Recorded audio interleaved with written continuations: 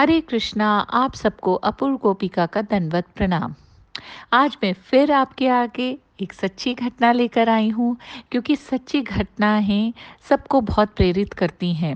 जब कभी कोई शंका भी आ जाए ना भगवान के आगे, हे भगवान आप हो या नहीं, ऐसी घटनाएं, भक्तों की घटनाएं सुन के मन को बड़ा ढाढ़स मिलता है और हम और दृढ़ भक्ति करने की ओर प्रेरित होते हैं।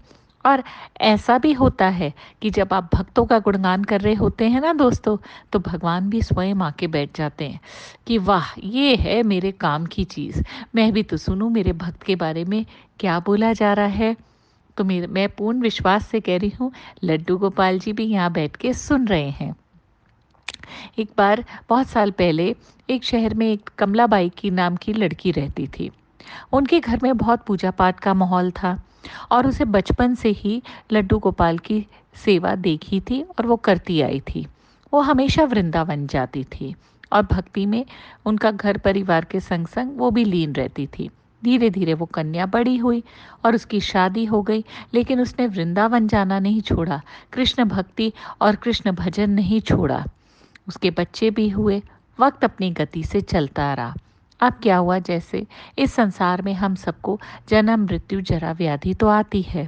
शरीर बूढ़ा हो चला था, अब उसके बस की नहीं था कि वो बार बार वृंदावन जाए। तो जब अब की बार वो वृंदावन गई, तो वहाँ से लड्डू गोपाल जी खरीद लाई और घर आके बड़े प्रेम से उनकी सेवा करती और बोलती, कान्हा अब मैं आपके जगह नहीं आ सकती ना, आपके वृंदावन धाम नहीं आ सकती, तो यहीं से मेरी स्वीकार करो सेवा। बड़े प्यार से उनका अभिषेक करती, उनका श्रृंगार करती, उन्हें सुबह उठाती, समय पे सुलाती, घंटों अपने दिल की बातें करती, तरह तरह के भजन लिख के सुनाती। तो घर वाले भी खुश थे कि चलो अम्मा का मन लगा हुआ है। आमतौर पे तो दुनिया यही सोचती है ना कि चलो कुछ नहीं है करने को, तो भजन कर लो या ऐसी सेवा कर लो। अब एक दिन जब उन्होंने अपना पूरी पूजा कर ली, ठाकुर जी का अभिषेक कर लिया, उन्हें भोग लगा दिया, तो अपनी बहू को बुलाया और कहा, जा ठाकुर जी को मंदिर में रखा। मंदिर साथ वाले कमरे में था और थोड़ी देर में ठा की आवाज़ आती है। तो कहती, अरे क्या हुआ? तो वो बोली, कुछ नहीं माँ जी, ये मूर्ति गिर गई थी, बस मंदिर में टिका रही हूँ। क्या?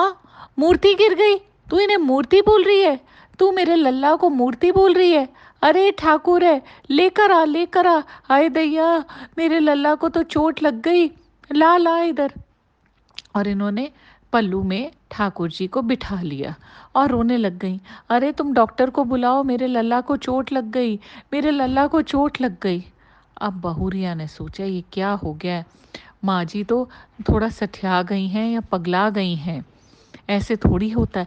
बताओ ज़रा, मूर्ति को भी कभी चोट लगती है?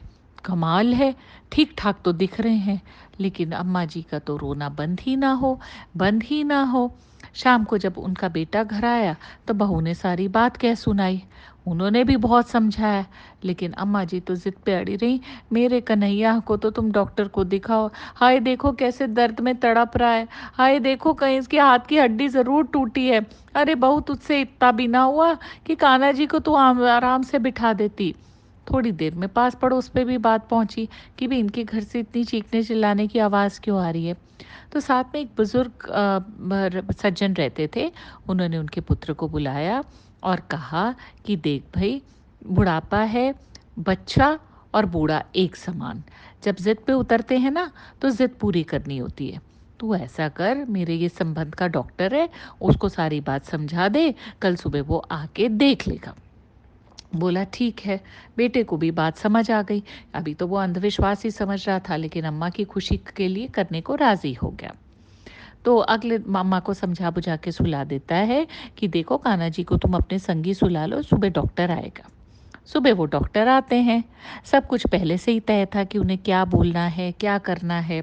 वो आए, बोले, हाँ अम्मा, मैंने सुना है कि तुम्हारे लड्डू गोपाल जी गिर गए। हाँ हाँ, देखो ना इन्हें कितना दर्द हो रहा है, देखो देखो। कहाँ उनकी, कहते ये तो देख के लग रहा है इनमें कुछ है नहीं, अब ये ख़त्म हो चुके हैं। कह रहे है, तू कितने सालों से डॉक्टर है? तो बोले, अम्मा 40 सालों से। 40 साल में तूने यही सीखा है? तेरे से ज़्यादा डॉक्टरी तो मैं जानती हूँ। कि जब तक मरीज़ को हाथ हाथ ना लगाया जाए, तब तक उसकी बीमारी पता नहीं चलती। डॉक्टर साहब को लगता है कि मैं अपना ना नाटक कुछ ज़्यादा जल्दी ही कर गया। वो हाथ लगाते हैं, कह रहे अम्मा जी कुछ समझ नहीं आ रहा, चोट वोट तो कहीं नहीं लगी। अरे ओ डॉक्टर, तेरी वो मशीन कहाँ है? मशीन से मरीज देखते हैं, अरे बेटा तू किसको पकड़ लाया है? तो फर्जी डॉक्टर दिखता है। फर्जी डॉक्टर कहने की देर थी। डॉक्टर साहब को बड़ा बुरा लगता है। वो मशीन को समझ जाते हैं कि स्टेथोस्कोप को कह रही हैं। अपना खैर बैग खोलते हैं। लकीली वो स्टेथोस्कोप ले आए थे, नहीं तो प्लान तो ऐसा ही था कि आते ही कह देंगे कि इनमें कुछ नहीं है, सब खत्म हो गया, ये अम्मा जी मान जाएंगी। पर अम्मा जी तो बड़ी दृढ़ निश्चयी थी। तो वो स्टेथोस्कोप निकालते हैं और जैसे ही उनकी छाती पे रखते हैं, ये क्या, धक धक धक धक। उन्हें लगता है कोई गलत फहमी हो गई है। अम्मा जी ने इतना हिप्नोटाइज कर दिया कि शायद मुझे भी यही सब लग रहा है। फिर दूसरी बार लगाते हैं, धक धक धक धक। फिर मतलब भाई डॉक्टर के होने के नाते उन्हें धड़कन की बात समझ आती है। तीसरी बार लगाते हैं तो अम्मा जी के पैरों में गिर जाते हैं कि अम्मा जी तुम सच्ची, हाँ ये सारा जग झूठा, तुम पगली नहीं हो, ये सारा जग पागल है। ये ठाकुर जी हैं, ये सजीव हैं, इनका दिल धड़क रहा है अम्मा, ये बिल्कुल ठीक है। और फूट फूट के रोने लगते हैं। और देखिए वहाँ से वापस आ जाते हैं।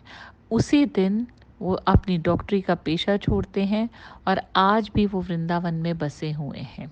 आज भी वृंदावन में उन्हें सब डॉक्टर साहब के नाम से जानते हैं। देखिए, जिनको हम भर्त्सना करते हैं कि मूर्तियाँ हैं, ये ढकोसला है या अंधविश्वास है, जब भक्त और भगवान का सच्चा प्रेम होता है ना, तो देखिए ठाकुर जी कैसे दर्शन देते हैं, अम्मा जी का मान कैसे रखा। और डॉक्टर जी का भी समय आ गया था वृंदावन जाके भजन पूजन करने का। उनको भी ये धड़कन अपनी सुना दी और दिल उनका वृंदावन में जोड़ दिया। तो कभी भी किसी की सेवा को आप झूठा मत समझिए और आप भी अपनी पूर्ण श्रद्धा से ठाकुर जी से संबंध जोड़िए। जैसा आप संबंध जोड़ेंगे, ठाकुर जी उसी तरीके से आपके सामने प्रत्यक्ष आ जाएंगे। अगर ये सच्ची कथा आपके दिल को छू गई है, आप कुछ शेयर करना चाहते हैं कि आपने क्या सीखा, आपने क्या सोचा, तो कमेंट सेक्शन में ज़रूर शेयर कीजिएगा। तब तक के लिए जपते रहिए और खुश रहिए। हरे कृष्णा कृष्णा कृष्णा हरे हरे, हरे राम राम राम हरे हरे।